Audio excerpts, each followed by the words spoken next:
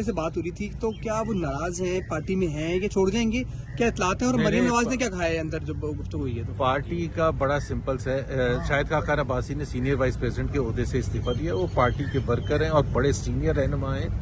मेरा नहीं ख्याल है उनको सीनियर वाइस प्रेसिडेंट छोड़ के कोई फर्क पड़ता है उनकी कद में। वो बहुत बड़े लीडर हैं, वजीर आजम रह चुके हैं, और पार्टी को उनकी ज़रूरत है।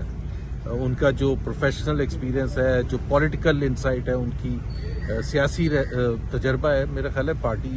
साहब, आप उनके इस्तीफे की तस्दीक कर रहे हैं ऐसे ही? As senior vice president, as senior vice Maryam president Aurangzeb ने अभी कर दिया है। पार्टी तर्जमान पार्टी में है, पार्टी तर्जमान पार्टी में है। उनसे पूछे तो वो जवाब नहीं आता।